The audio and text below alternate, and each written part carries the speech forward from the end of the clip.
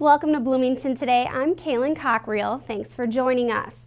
Recent warming temperatures are keeping city officials on high alert, monitoring areas of water susceptible for flooding.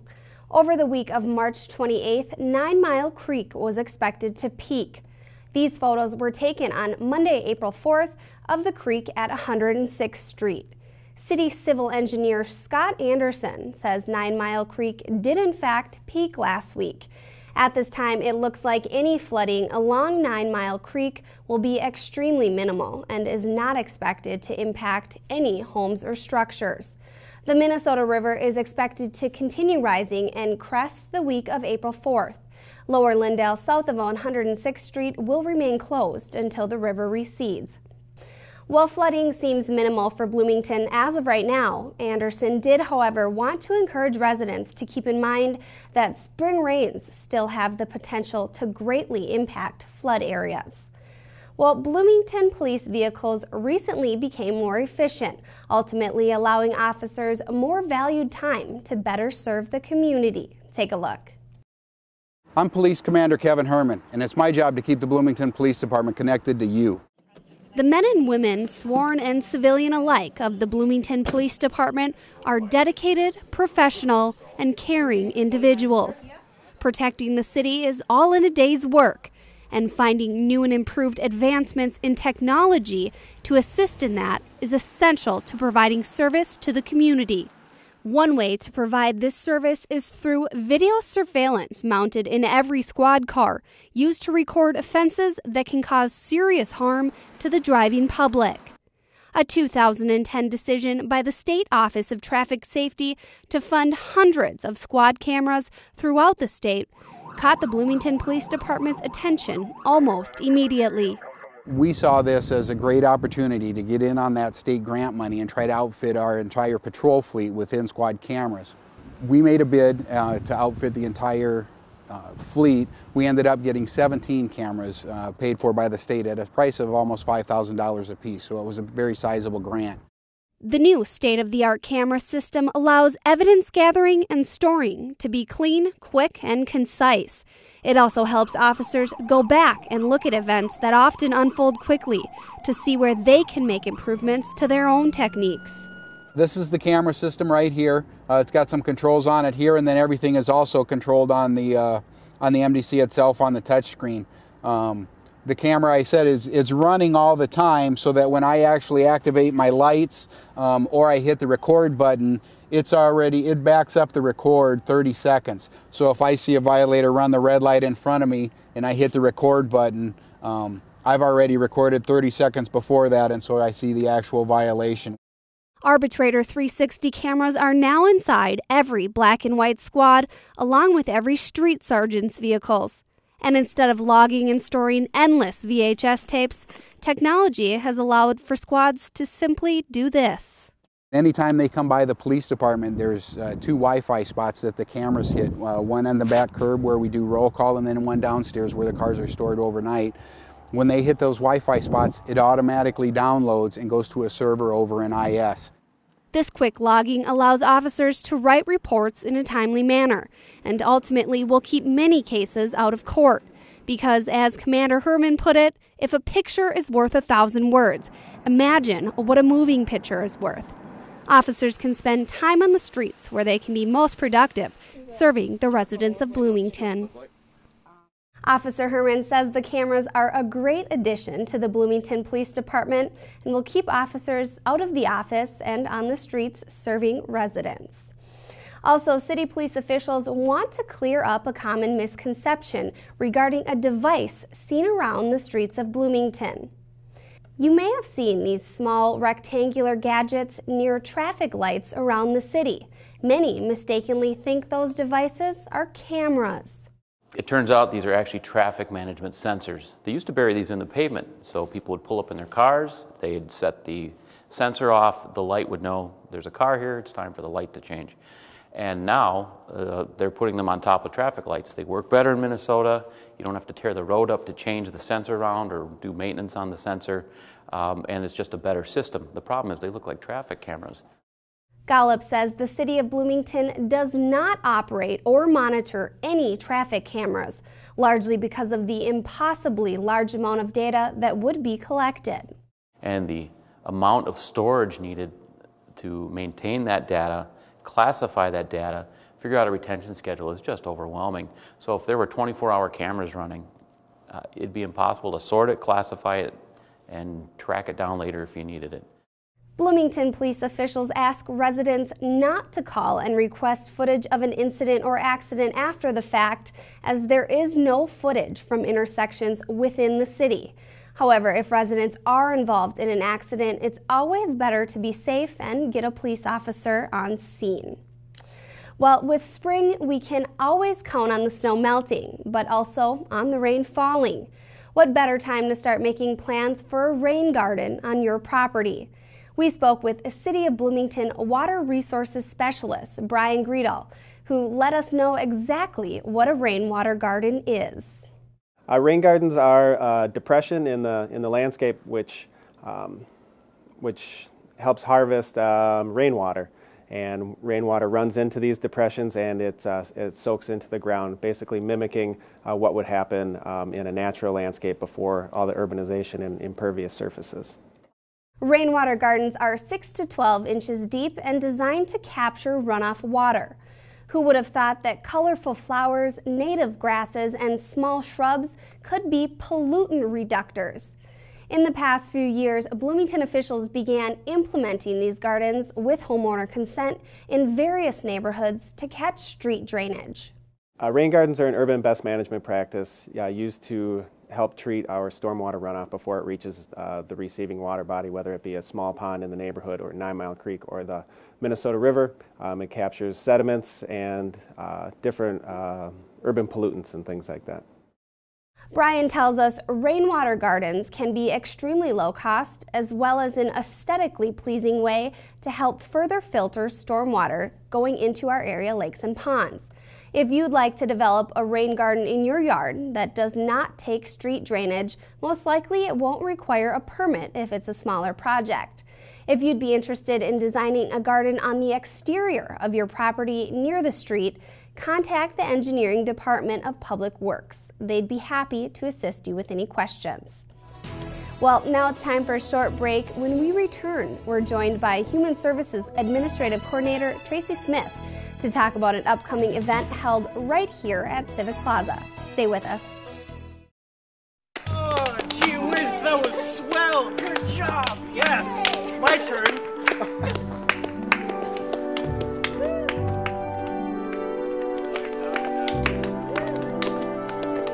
Yeah. Who wants cookies? Oh, I do. I want cookies.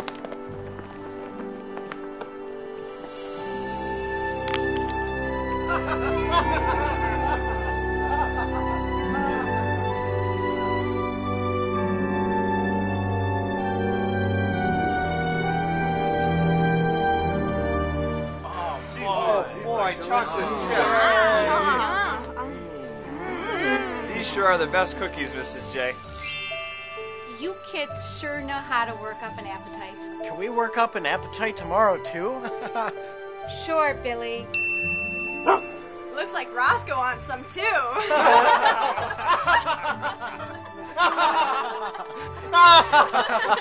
Are you kids thirsty?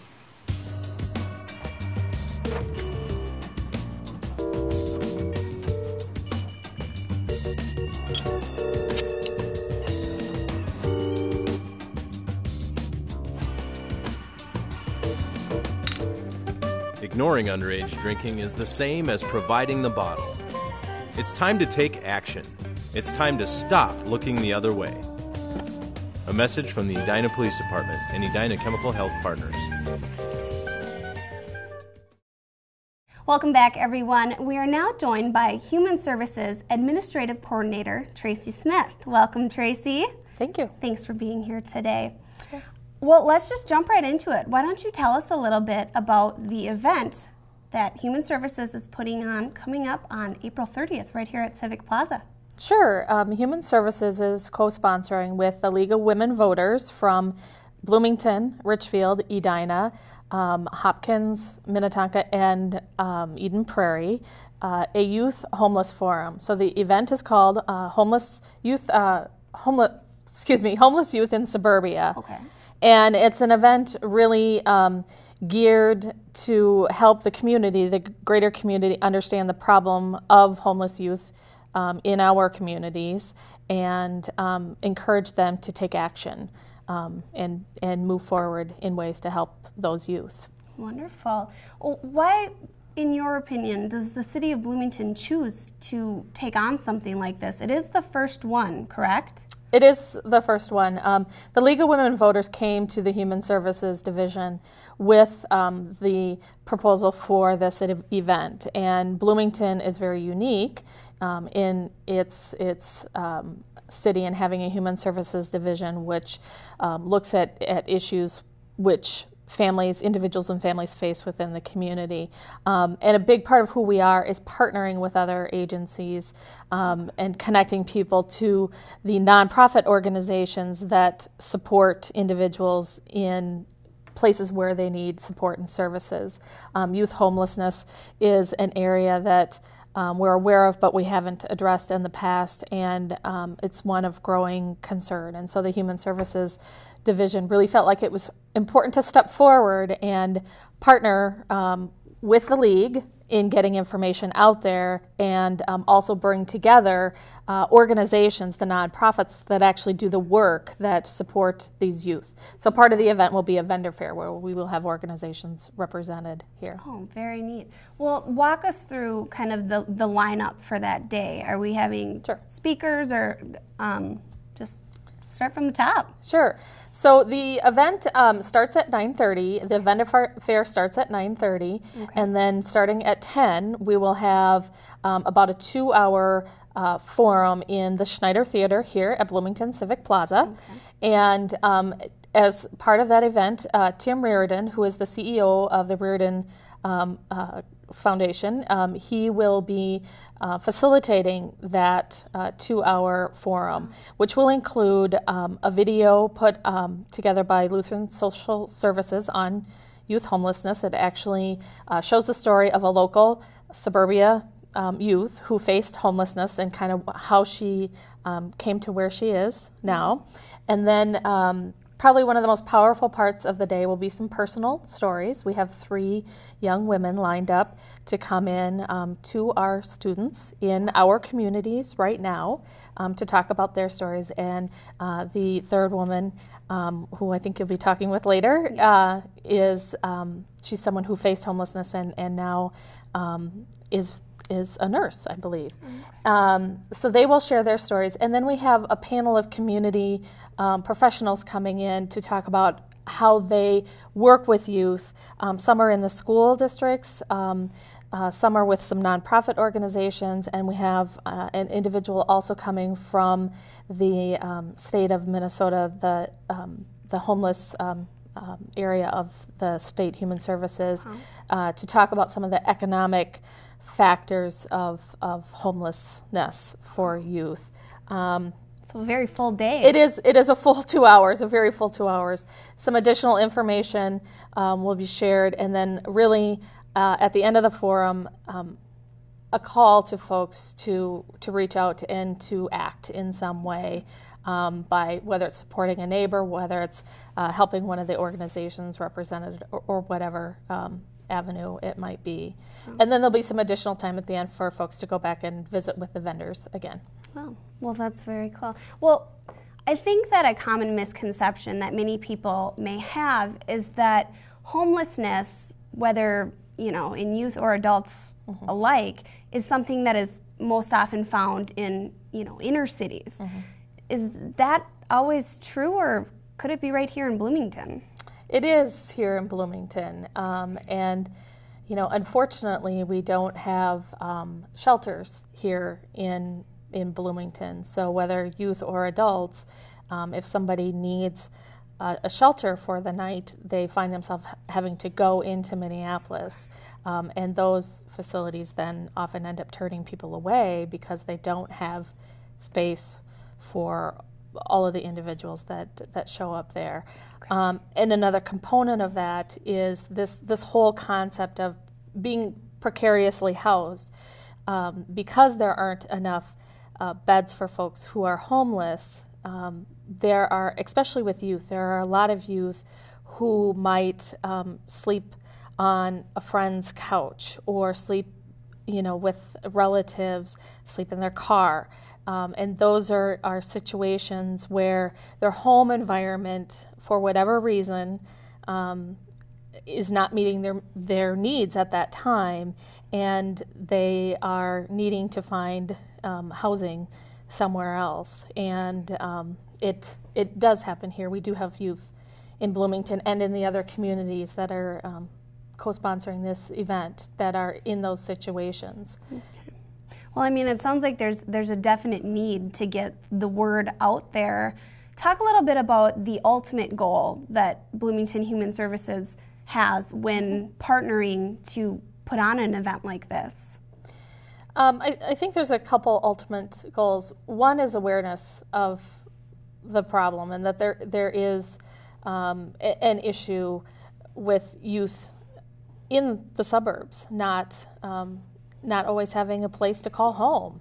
And sometimes people just think it's a bad kid, or a kid with that behavior issues or problems, and it's so much more complicated than a bad kid. Any number of things could tie into that situation. And so really for the public to come out and to listen to some of those reasons, to hear what these three women, what their experiences are and why they find themselves in these situations, that educational component is one of the main reasons we're offering this, is so that people can learn about this issue, and that it's anybody. Mm-hmm. It goes across social, economic status, culture, so many different factors. One of the other main reasons that we're offering this is so that people are motivated to take action. We really want people to feel like there is something that they can do. If they're educated about the problem, if they're educated about the resources that are out there through the vendor fair, then they can be in a position to help youth when they become aware of that, whether they become aware of youth, because it's a neighbor, because it's a friend of one of their children, maybe it's somebody they know through their faith community. We want that awareness out there of the resources so that people are connected to get the support that they need and become a success in our community. Absolutely. Well, great. Well, now we're going to take a very short break, and as Tracy said, when we come back, we are joined by someone who has experienced this herself. So stay with us.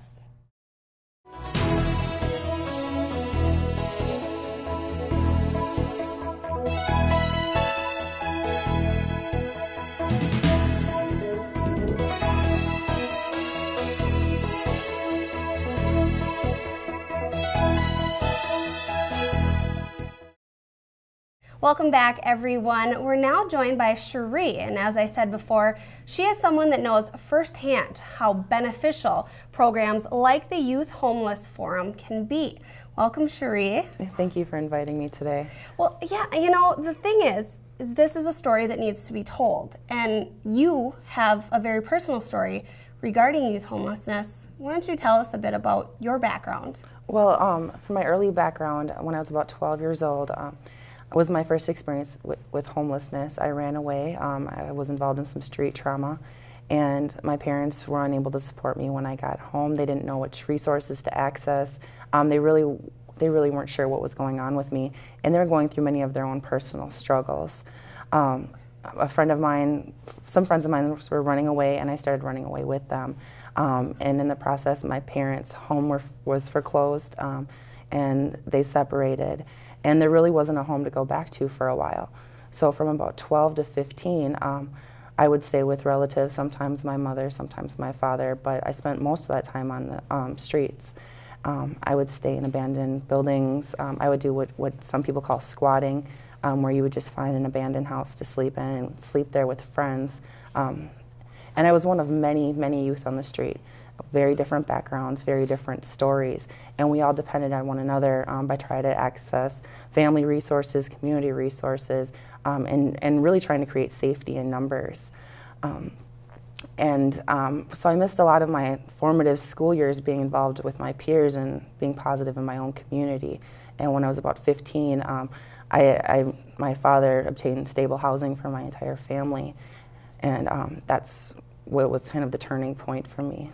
So you spent a lot of your younger teen years on your own, essentially. Very young, and there was a lot of adults on the streets that take advantage of young people in a variety of ways. A lot of illegal activity going on the streets, and I think young people, even today, are still being used as tools as part of those activities, and they're really taking advantage of the most vulnerable youth in our population. Absolutely. Well, this isn't your first time speaking at an event like this. Why have you chose to get involved with telling your story? Well, I do feel very blessed to be alive today, and to be stable and to have things positive in my life. And because of my success, I want to give back to the young people that I know that are still on the street. And in my work, I've worked with a lot of homeless and runaway youth, street youth. And I see that they're going through the same struggles I did as a young person. And I see all the potential in the world for all of them with the right support and the right resources. So I just want to continue to raise awareness and also be a voice for the youth who don't have a voice right now. Absolutely. Talk a little bit about where are you today? I mean, you're obviously on the other end now trying to help youth that are in the shoes that you were once in. Where is your life taking you today? Well, I've been very blessed. I had an excellent college education, so I have a Bachelor of Science degree in nursing. I've been working as a professional nurse for over 7 years now.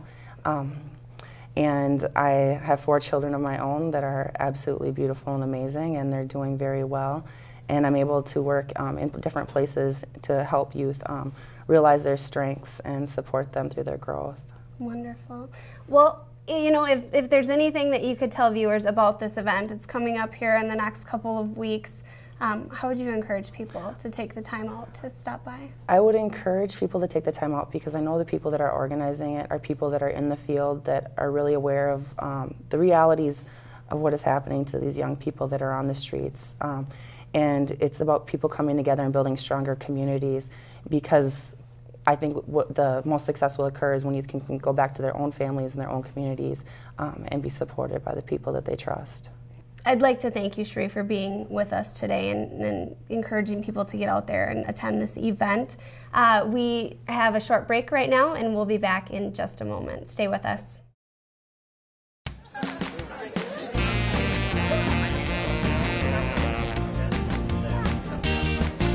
Hi, I'm Chevy Checker. A new twist in the law makes it easier than ever to save on your Medicare prescription drug plan costs. So what are you waiting for? Go to socialsecurity.gov and apply for extra help. It's easier than learning the twist.